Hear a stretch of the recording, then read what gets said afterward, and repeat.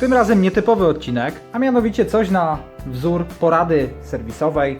W zasadzie nie wiem jak to nazwać. Zadajecie mnóstwo pytań i prosicie mnie, abym pokazał wam naprawę problemu wolnych obrotów w tych silnikach, czyli mniej więcej czegoś takiego.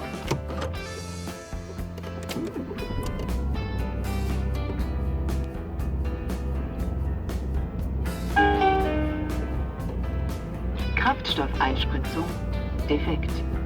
Renault-Werkstatt aufsuchen.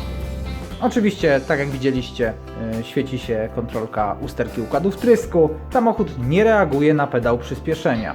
To częsty problem tych samochodów. Aktualnie nie trafiła do mnie żadna z lagun tego typu usterką, chociaż kilka takich miałem przyjemność naprawiać.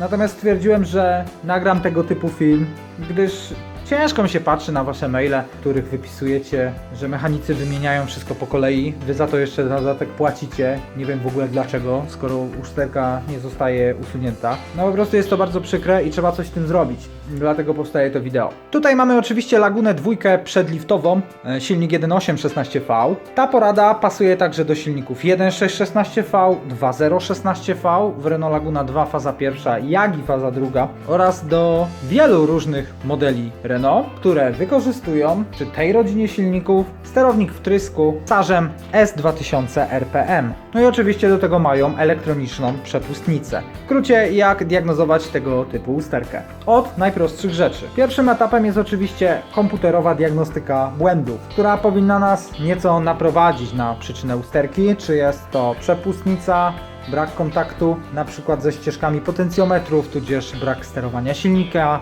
przepustnicy, czy jest to elektroniczny pedał przyspieszenia. Tam również styki mogą mnie kontaktować. Ta wtyczka do wyjęcia, do sprawdzenia czystość jej styków oraz czystość styków od przepustnicy.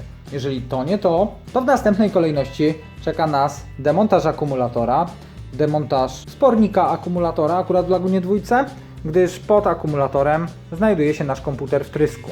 Wypinamy 3 wtyki, lokalizujemy odpowiednie piny odpowiedzialne za obudowę przepustnicy z silnikiem oraz za pedał przyspieszenia w kabinie i multimetrem oraz długimi przewodami sprawdzamy brak oporności oraz poprawne przewodzenie każdego styku, pin po pinie. Opisy pinów znajdziecie bez problemu w internecie. Jeżeli mamy pewność co do tego, że nasza wiązka elektryczna działa poprawnie, to w przypadku, gdy komputer sygnalizuje nam błąd pedału przyspieszenia, najprościej jest taki pedał przyspieszenia podmienić.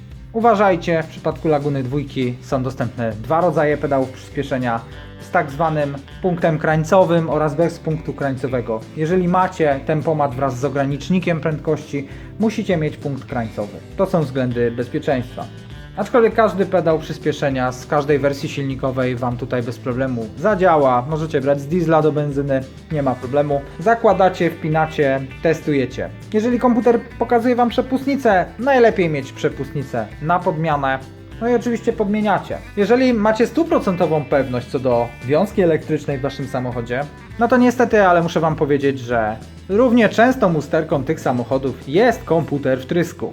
Niestety uszkadza się w nim driver przepustnicy, powodując błędy zarówno pedału przyspieszenia, jak i sterowania przepustnicą, sterowania silnikiem przepustnicy konkretnie, mimo tego, że przepustnica jest sprawna oraz jej połączenia elektryczne również. Co zrobić w takim przypadku? Po pierwsze zamawiacie sobie komputer wtrysku z Waszej wersji pojemnościowej, na przykład 1.8 16V, przed liftingu, jeżeli macie samochód przedliftowy, lub po liftingu, jeżeli macie polift. Jeżeli macie 100% pewność co do tego, że Wasz komputer pochodzi z Waszej wersji, czyli na przykład przedlift 1.6 16V, to te numery nie mają specjalnego znaczenia. Zakładałem kiedyś komputer o 2 zupełnie różnych numerach i działał bez problemu. Pytacie, czy można naprawić taki komputer? W domowych warunkach absolutnie nie. Po rozebraniu tego typu komputera okazuje się, że jest on zalany taką gumą, to jest dosyć miękkie, natomiast no skrobiąc tutaj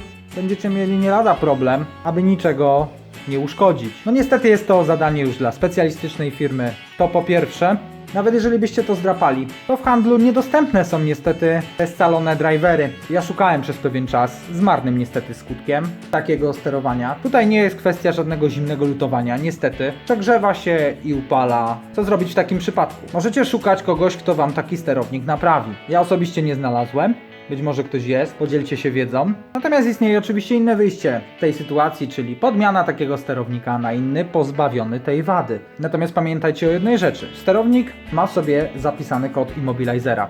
Wymienia się tym kodem z modułem zespolonym w kabinie, z elektroniczną blokadą kolumny kierowniczej oraz z waszą kartą. Te 3 rzeczy potrzebne są do dezaktywacji immobilizera. W przypadku wymiany takiego komputera na nowy musielibyście z auta tak zwanego dawcy również przełożyć sobie moduł wnętrza. Oczywiście jeżeli macie wyższą wersję wyposażenia, to musicie przełożyć HDG, czyli ten moduł o wyższej. Musicie mieć autodawcę z wyższą wersją wyposażenia, ponieważ są tam 2 wersje, z niższą wersją i z wyższą wersją wyposażenia, nie wdając się w szczegóły. Oraz musicie również przełożyć sobie blokadę kolumny kierowniczej oraz dysponować oczywiście choćby jedną kartą. Ja osobiście robię inaczej. Kupuję na portalu aukcyjnym sprawny w 100% komputer sterujący pracą silnika. Wysyłam go do firmy, która zajmuje się usuwaniem immobilizerów, ale immobilizera z tego komputera mi nie usuwa. Chłopaki kasują po prostu ten komputer, czyszczą mu pamięć w taki sposób, aby zachowywał się jak fabrycznie nowy komputer wtrysk. Wtedy wystarczy po prostu podmienić ten komputer, a podczas pierwszego załączenia zapłonu, czyli wsunięcia karty do końca, nasz komputer nauczy się kodu od innych elementów i po prostu będzie działał. I to jest najprostsze wyjście z tej sytuacji. Także operacja oczywiście realna do zrobienia samodzielnie. Wystarczy wam DDT, kabel za 2 dychy, no trochę czasu na diagnostykę, multimetr. Naprawdę słabo mi się robi, kiedy słyszę, w jakie ludzie brną koszty, a usterka nadal nie jest usunięta. Tak jak widzicie, czasem komputer po prostu plecie bzdury, wykrywa usterki, które tak naprawdę nie istnieją, ponieważ sam w sobie jest uszkodzony, a tego niestety wykryć nie potrafi. Równie dobrze może być uszkodzone po prostu połączenie elektryczne tego elementu. Nie wymieniajcie nic w ciemno, najpierw sprawdźcie proste rzeczy. To ogólna rada diagnostyczna. Wystarczy, że kabel jest trochę na złączu przyśniedziały i już będzie problem. I to taki złośliwy problem, czyli nieregularny, występujący w nieregularnych odstępach czasu. No cóż, mam nadzieję, że taka forma wideo choć trochę wam pomoże w ustaleniu przyczyny u was w samochodzie. Jeżeli film był przydatny, bardzo się z tego cieszę. Trzymajcie się, cześć!